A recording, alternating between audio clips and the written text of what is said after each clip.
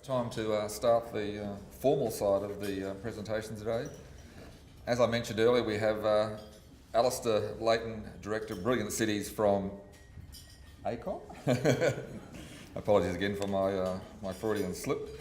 Alastair is based in AECOM's Brisbane studio and has an extensive role in the leadership and direction of integrating city-shaping projects across Australia and New Zealand.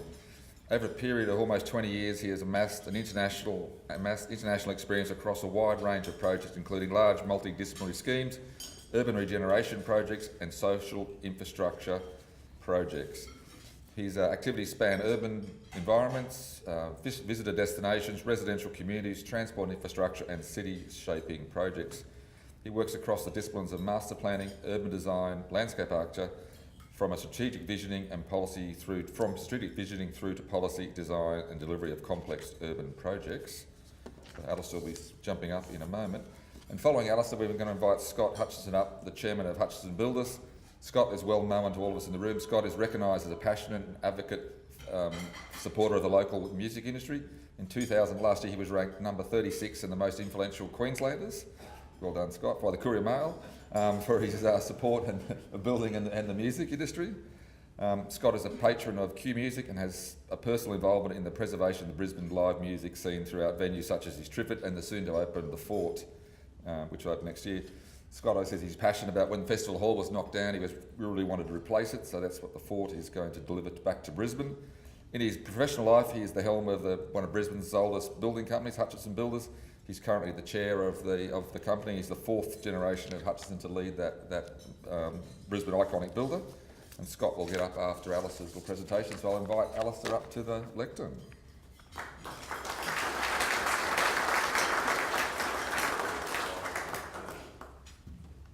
Very good. Good morning. I'd like to just begin by acknowledging the traditional owners of the land where we're meeting and pay my respects to elders past, present and future. I guess the theme for this morning is evolution.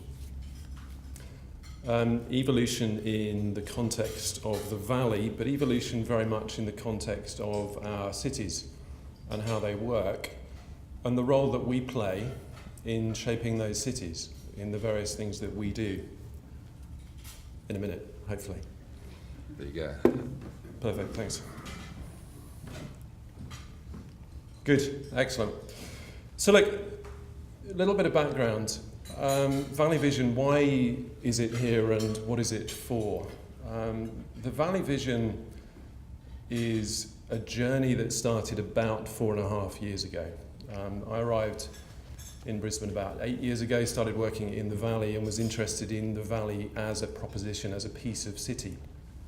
In my role as a director of cities within AECOM, I guess what I do is look at all the complex different pieces of the mechanism in cities and look at opportunities to really manage that complexity and try to unlock opportunities, unlock potential of cities. And without trying to make the Valley like somewhere else, which is the trap that we often fall into. Having worked for Camden Town Unlimited in London, doing some work for Camden Town, I was interested straight away in some of the striking similarities between what underpins the Valley as a place and what underpins Camden Town. It's that same mix of A-grade offices, residential stuff, fabulous live music venues, fabulous arts and culture, great technology startup stuff, but some really interesting challenges. The process really commenced when I started talking to people and it was clear that lots of people had an idea about what was wrong with the Valley. In your head, you've probably got a little list there of things that are not brilliant about the Valley, but nobody seemed, from talking to them, to have a bit of a plan as to how to tackle those things. Yes, these are problems. Are they big problems? Yes, they are. Are they likely to be an impediment to the Valley achieving its full potential? Probably yes. So what's the plan? We don't have one. So that's really where this has come. This is an advocacy piece that we've done as a pro bono exercise as AECOM on behalf of the Valley Chamber of Commerce, and it's the beginning of a journey rather than an end. I'm sort of interested in psychologically the way we think about product and process. This is an interim product in a process. It's not an output that concludes things. It's a conversation starter, we hope. So I'm going to spend about half an hour I'm just quickly rattling through this and I'll leave some time for questions and bits at the end. What I'm going to do is when you all start to look a bit like the bloke in the picture there, I'll stop, because that'll be a bit of a clue that you're either thinking hard or that it's time to stop. So the Valley, an invitation to take 5 and just have a little bit of a think about where it's going and what's happening, because lots has been happening. The Valley's changed phenomenally in the last 8 years. Where's it going next? How do we tap into that energy? How do we enable the Valley to reach its full potential? Not to sanitize it, not to overdevelop it, but to keep its core nucleus as a fascinating place to visit and to live and to work. And what's it going to take to make that work? So what were you doing 10 years ago? Just give you a second to have a little bit of a think about that. The stuff that we do, the stuff that I do, generally takes a little bit of gestation, and then it takes time to actually find its full manifestation in city environments. But fundamentally, if you were involved in designing the environment on the left, there's a really good chance that the environment you've created is encouraging people to walk to work. I would walk there. If you were involved in creating the environment on the right, which you'll recognise as part of our valley, the chances of walking are somewhat limited. Now, the walk from the city to the valley has recently been voted, according to Committee for Brisbane, Brisbane's worst walk. I don't know how many of you do the walk on a regular basis. We'll come to that in a minute. But there you go, Brisbane's worst walk. You can tell people what that is now. It's official. But it's really important that our cities perform really well. It's no good talking about smart cities that we throw loads of technology at unless the fundamentals are smart. They make people healthy, they make people well, they make people happy, they make people want to come here and stay here. So what we're doing is really important. The way I think of the Valley a little bit, I suppose, thinking back in terms of the passage of time and evolution, if you're responsible for children, or were one once yourself, as children grow, they need new clothes. They need clothes that are age appropriate, and they need clothes that are fit for purpose for what they're doing. If they're going to school, they need their school uniform. The chances are if you move into an office environment, you probably take off your short trousers most of the time. The Valley's got left behind. Some of its clothes are no longer fit for purpose. And I'll talk a little bit about some of that in a moment. So when you go to cities, when you go to other places around the world, there are a number of things that influence your perception of that place. You kind of think about your experience of moving around. You think about the places that you experience. If someone came to Brisbane and their only experience of Brisbane was the Valley, however you draw that line around what we call the Valley, what is the experience that they'd take away? And would we be happy with that? If we were ambassadors on behalf of Brisbane, are we happy that people can come to the Valley and take away a perception of Brisbane that is representative? Because if it's not, that should be a problem. Now, the Valley's got some lovely bits. It's got some really charming little components to it. It's got some great assets there. But the fact is that they're overshadowed by other bits and pieces.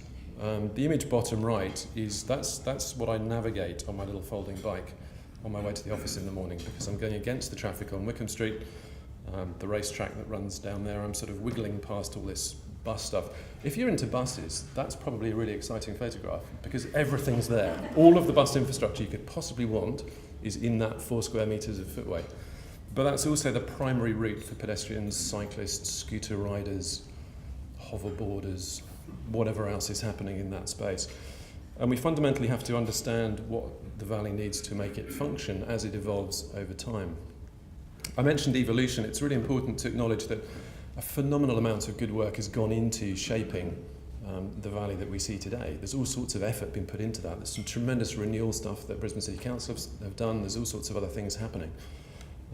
But there's a bit of there's water dripping from there. I'm going to move there. There's all sorts of exciting stuff that's happened over time, but it's occasionally time to step back and say, right, what is happening and how do we deal with the choreography of things such that the place can actually continue to evolve into the future in a way that's actually really, really good, really positive. I talked about unlocking potential just in my introductory words. That's what I think we're talking about here. If I said to you, okay, the open space within the valley, you'd think, well, there isn't really that much open space. There is some open space, but actually if we take the areas of the valley that are not actually developed, that don't actually contain buildings, there's the equivalent of 36 football pitches. And that's the street spaces predominantly. And we have to understand that streets are spaces. Yes, they're arteries for vehicles as well, but they're more than that. They have to be more than that, and we have to address that. There's also 1.5 hectares of open land above rail. Now, the economics may not be there at this moment in time. The tipping point may not have been reached for that to be viable to build over straight away, but there's another 2 football pitches of equivalent space there. And over time, the value proposition will be there for that to be developed. So the question is, in not addressing some of the risks, some of the constraints in terms of future opportunity, what is the cost of that? What is the risk in terms of the vitality of the place? When we think about Brisbane in the broader context of overseas visitors, of residents, of other investments that are going into the place and maximising the potential of those. We think about the valley as a destination.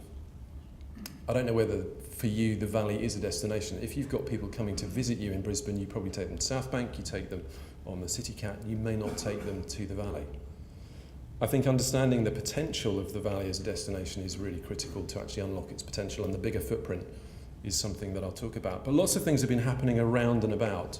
If we think about the valley, what is it as a footprint? It's kind of amorphous, it's kind of interesting, but it sits at the hub of all these interesting things that have been happening. And it's got a railway station. I'll talk about that in a minute. If you didn't know it was there, it is the world's best hidden railway station, but it is there. And that should be the hub of all this movement that occurs in the future in the place. So let's think of it as a destination, and let's be ambitious in the way that all these other little places are popping up around it, but it's kind of getting a bit left behind in the middle.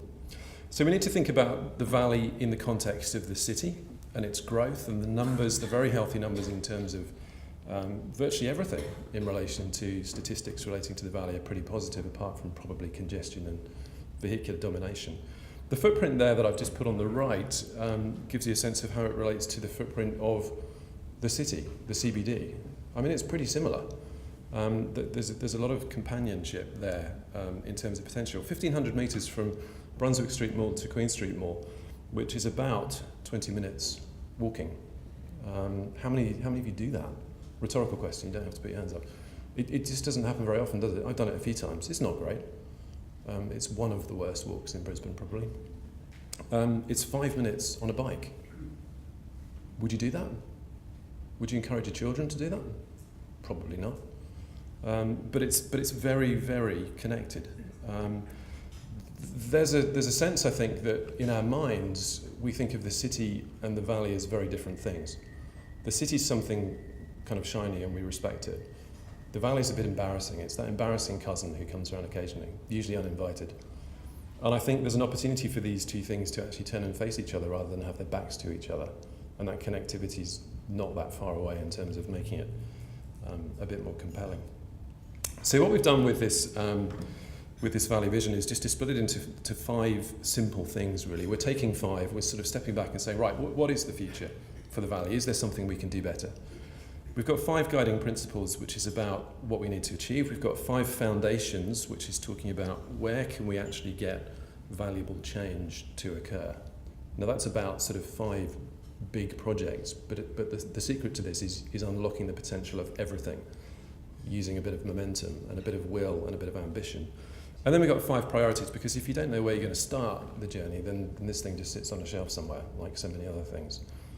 So this is, as I say, a conversation starter rather than an endpoint. But principles to guide us, foundations to actually help us focus on the physical intent of the place, and the ability to look at priorities to guide us as we step forward. And I'll talk about next steps and how this is working as we go forward. I'm not going to dwell on these too much. The document itself, which, Scott, you might be able to just wave. Oh, there we go. There it is. Cameron's waving the document. So that's available on the website, and I think the web address is here at the end. So if you haven't seen it already, by all means, jump into that and have a proper read through all of this. But guiding principles, really, we really need ambitious thinking to guide this. There's an acknowledgement that things are not as good as they could be, but there isn't the ambition really at the moment to do anything about it. So we need to understand that the Valley should be seen as a global precinct. Now, it's identified within Brisbane City Council's global precincts work. That's a good step in the right direction. We need it to exhibit this distinctive welcome. The Valley's a special place. It's got all sorts of hidden gems. It's got wonderful characteristics, tremendous diversity, really strong economy, but it's hidden. We need it to welcome people, and we need it to do that really well in the context of all sorts of civic statements and a celebration of what it is to be in the Valley as part of Brisbane. We need it to exhibit that dynamic culture. That's got to be at the heart of all of this. We've got to build on the energy that's there and really allow that to flourish. We've got to enable that to become much more powerful in people's minds than it is. Urban comfort, of course, is really critical. This is central to a lot of what I do. It's about enabling people to actually experience the place through better urban stepping stones, is the way we've described it here. Because at the moment, you need to be able to go from one place to another, and you need to be able to have confidence that you can do that in a certain way. If I said to you, right, I'd like you to explain to the person next to you, firstly have a crack at it. Don't do this, but think about it. In the context of journeys and descriptions, you've got someone who's going to get off the train at the Valley Metro. How would you describe to them the journey to then walk to Howard Smith Wharves? Where would you send them? How often have you done that walk? It's an interesting one. There's a little challenge for you. If you finish work early tomorrow afternoon, go for a wander. We need the comfort to be there. We need this to be benchmarked against the best experiences that we have in other places, because second best shouldn't be good enough. And we actually need easy connections. We need that ability for connections to be opened up where they should be. More connections across the rail, probably. Additional connections that just make the whole network of the Valley easier to use and easier to navigate. Because it should be, and there's no reason why it can't be. We've identified some foundations, and I don't want you to get too hung up on these, because this document isn't just about these, but it's about what understanding the potential for change unlocks and enables, because it's about every piece of the Valley actually making a contribution. But we've identified what we think are kind of interesting things that really should be harnessed and brought together as the framework for change. If you can get people to a point where they can see there's that much change to come, then you can have a conversation about strategic change and what you can do because of the change that's occurring. So we've identified the Valley Metro, the Education Hub, Bridge Street Green Heart, Storybridge Park Gateway, and Centenary Park Gateway. And I'll just bounce through those very quickly to give you a sense of what we think those are about. So the Valley Metro, Brisbane's best kept secret. There's a railway station in there somewhere. A number of times I've walked through the Valley and people have said to me, can you please tell me where the station is? And they're outside the station. Stations really should be a celebration of civic identity. What we're suggesting is that the Valley Metro needs urgent attention. Now, LaSalle, as owners of the asset, the Valley Metro asset, have been working hard, as Lendlease did before them, to try to get this thing to work. There are too many things holding it back. What we're saying is the Valley Metro should be the station that the Valley deserves for the future. It should be a brilliant portal that people come into, and it's their stepping stone to all these other places that exist and the Valley of the future. It should be a civic landmark. It should exhibit this distinctive welcome. It should have a personality on the street, and it should be accessible from more than one place. And you shouldn't have to rely on broken escalators and walking through car parks to actually get to it. It needs to be this integrated transit hub. That's its future. That's what it needs to be. And we need to unlock the permission for people to think about it in that way. The Education Hub, now this is an interesting one because obviously politically there's a move that says, quick, build a school, quick, build a school, which is fine. But this approach, I think, demands, this sort of Valley Vision thinking demands that we sit down and say, right, if someone's going to invest that much money in something, who do we talk to get a better return on that investment? Who wants to co-invest in something bigger and better as a result of that? How do we use any investment as a catalyst for positive change? How do we get that change and that momentum to start moving? So how do we think about the Education Hub philosophically in the Valley, not just as a school in a box, but how do we use it to unlock broader potential? How do we make it a strategic catalyst for change? How do we make it a connected community asset? How do we understand it to be social infrastructure? All the infrastructure that we invest in has to be economic infrastructure and social infrastructure. That's the only reason we invest in infrastructure, to perform for communities. It's there in response to what those growing urban populations increasingly will be demanding, and they're reasonable demands. So actually understanding the catalyst potential of these sorts of things is really critical. So lifelong learning, all sorts of other things happening in there, an integrated approach to development that's a bit more complex, a bit messier, but probably a bit more value-laden as a legacy proposition. Bridge Street is probably the least useful road in the valley. I've watched it over a number of years. What we're suggesting is that taking the mall typology of Duncan Street, the Chinatown Mall, Brunswick Street Mall, Bridge Street Urban Green Mall, what if that was actually to become a new public open space? We can take a road and convert it into something else. We can make it the heart of a new dining precinct or something else that offers a different offer for families coming into the valley and doing something and acknowledging the shift north of the momentum in where the heart of the valley actually is. We don't turn it back on the other bits, we just expand our perception of what the valley is about. New public open space, focal point for evenings, and a network destination. The valley lacks an early evening economy. It's like Jekyll and Hyde, daytime, nighttime, daytime, nighttime. That bridge in between is missing, and there's a population arriving who will need that bridge to be there. And it will come, but we can help it. And we can diversify the economy, create more of a platform for different types of nighttime economies to emerge, and actually welcome people to a great place rather than just great clubs behind closed doors. Storybridge Park Gateway. So there's part of your walk to Howard Smith Ward's, if you fancy doing that. So the bridge, 1940, it was a toll bridge until 1947, and in about 1970, are there any highway engineers in the room? I should probably just check. Somebody decided that it needed loads and loads of roads attached to it at both ends, which is fine. In the valley at the time, there was plenty of land to create an octopus of a road. Now, frankly, that's no longer an appropriate way for roads to behave in a valuable urban centre. That is not the behaviour of road infrastructure in the context of a sophisticated 21st century city environment. There's too much space there that's too valuable for other things, and it's in the way of too many other connections. So the 1970s road network, it's been there 50 years. Our thinking in virtually every other regard has moved on, but it hasn't changed in the context of some of this stuff, and it's time to challenge that. So this isn't the answer, but it's just suggesting a different way of looking at it. How do we create these stepping stones? How do we create these gateway opportunities to welcome people over the bridge, welcome them into the valley with a bigger footprint and a bigger ambition to actually unlock value, enhance pedestrian connectivity, and create landmarks that we can be proud of that help fund other things as well, and create an interesting mix of development opportunities within that as well. And the fifth one then, Centenary Park Gateway. So Centenary Park was designed in 1924, and it was designed in response to what was then perceived to be a lack of open space in the valley. Does it sound familiar? 1924. Unfortunately, it was designed as Brisbane's largest traffic island. Now, I don't know, quick show of hands this time, who's ever been and stood in the middle of Centenary Park? Brilliant, that's more than normal. And when was that? Was that recently? Who's the statue? Who's the statue in the middle? Banks and also Robbie Burns as well. Now the problem is it was always conceived as a traffic island, but it's a really valuable piece of green space. In the heart of a city, anywhere else, that would be usable. It would be connected.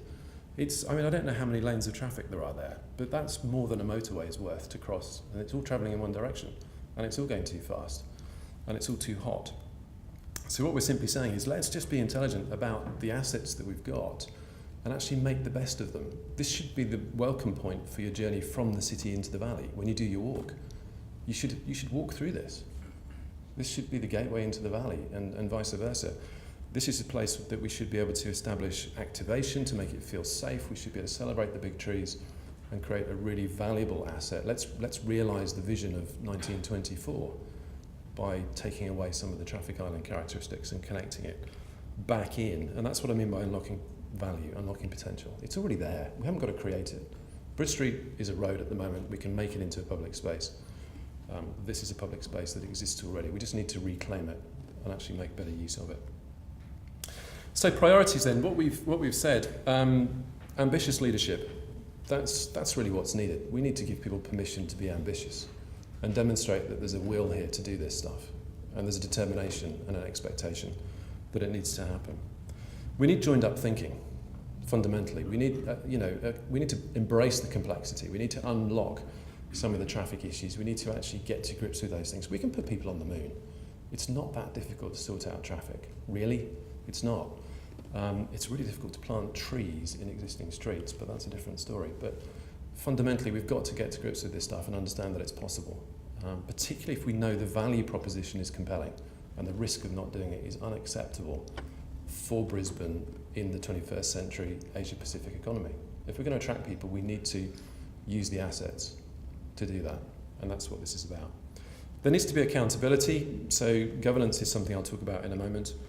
There need to be enhanced connections, so we have to start doing that as soon as we can, and we have to grab opportunities. Stuff is always about strategy and opportunism. You can't have one without the other. You have to do both together, and that's what we need to do for the Valley. The clock's ticking. There's a moment in time when too much will have been developed for some of the big changes to be possible, and that's where we need to unlock the Valley soon and actually start that conversation moving.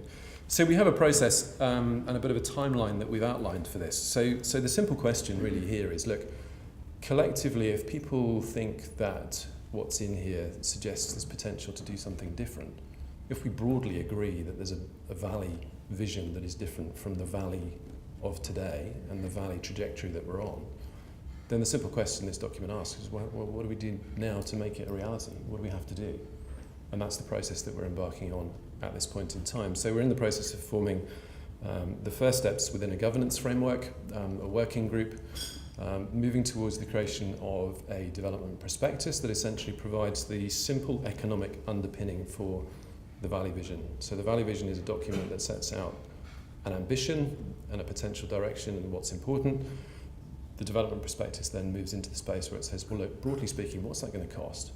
And how compelling is that strategic return on investment in 25 years' time for how Brisbane is performing as a destination, economically, socially, and in every other respect? And there's a journey. That won't be exactly right, but it's about being on the journey rather than understanding at this point what every step needs to be. So look, just as I finish off then, this is about making Brisbane brilliant. It's not just about the Valley. It's about the Valley as part of Brisbane. It's about the Valley as part of Brisbane within the southeast Queensland economy, within the Queensland economy, within Australia's economy and broader. It's about attracting people. It's about allowing it to flourish. It's about creating the connections that actually turn it from something that can be a little bit forbidding at night to being a sparkling nighttime destination. A really good daytime economy, a fabulous evening economy, and a thriving nighttime economy that does all sorts of things for all sorts of different people. It's got that scale, it's got that potential, and that's the beacon character that we're really seeking by joining these things up. So I'm going to finish there. thevalleyvision.com.au is where you can download a PDF of the document, if you so wish. I'm done at that point, so I'm happy to take questions if John's happy for me to take questions. Yes, questions are good. But you don't have to ask questions if you don't want to.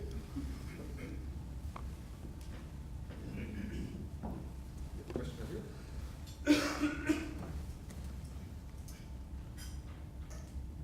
Yeah, thanks for that. Just a question with regards to the overlay of streets. I mean, probably one of the perceptions about the Valley is the perception of it being a kind of traffic sewer. So that overlay of improvement of the kind of pedestrian experience.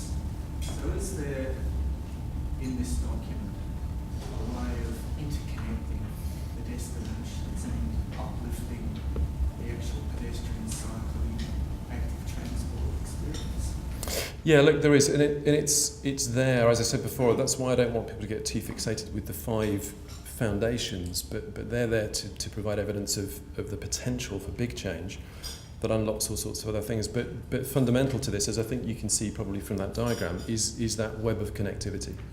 There are all sorts of connections that are missing. We've as part of this process, we've Been through, I think it's 3 workshops and a number of transit forums and various other bits and pieces to actually get people thinking about how this stuff works, and invited various people in to work through that. And sometimes it's about finding those kind of interesting mid-block connection opportunities. The danger of those is that you lose sight of the need to actually address the big bits of the network as well. Fundamental to the level of ambition here is the ability to then embrace the big issues. So sit down and do the transport planning that actually enables thinking to take place to actually work out how to manage the space better.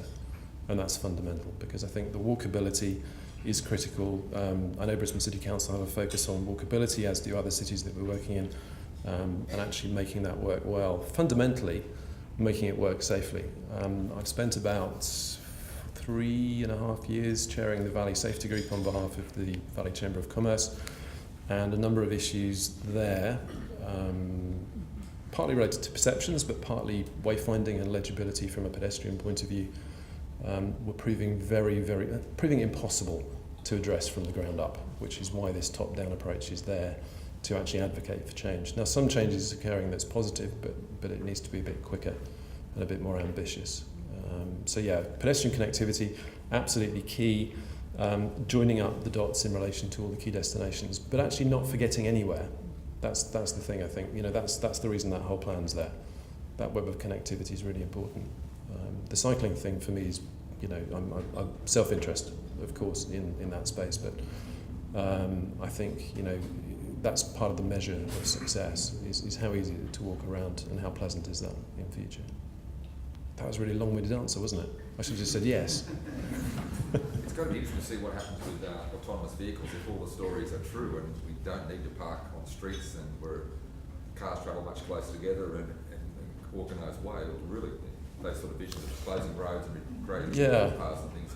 And just a quick one on that. So, a lady, Suzanne Murtha, who leads our connected and automated vehicles, actually, as she calls them, leads our group from the States looking at that. And my experience there is that lots of people in that space are thinking about digital connectivity, who's responsible for what, vehicle interfaces, insurance, all sorts of other things, but not enough people are actually thinking about the implications for space and the types of environments that we get. What really frightens me when I go and talk at transport conferences, as I try to do quite often in the context of understanding what people need, there are lots of images that people will show you, little montages and things that they've created that are about the future with connected and automated vehicles, and they look a bit like the streets we've got now, big and scary, but they've got crash barriers as well in the middle of the city, and you just think, well, where's that come from?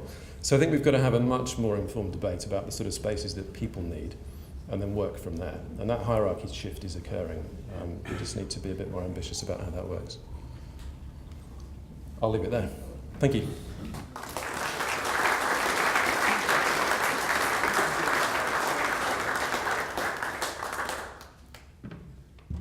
Thanks very much, Alastair. Look, the one thing that you mentioned that I think is going to be more important is the link between Howard Smith Wharves and the Valley. I think that's going to be the route that people take to get from the city to the Valley, and it's sort of where we get them from when they get to the top of the lift there into the Valley from there.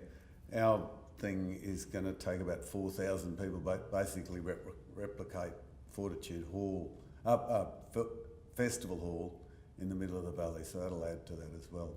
Thanks very much. I thought the vision was great, and again, especially the bit from Howard Smith Wharves. Thanks.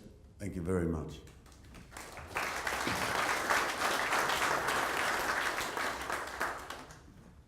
Look at that, ahead of time. Well done. Thank you all for coming along. We'll see you here in 2 months. I've forgotten the date for the next one, but approximately 2 months for our second in the series of successful sittings. Thanks, guys.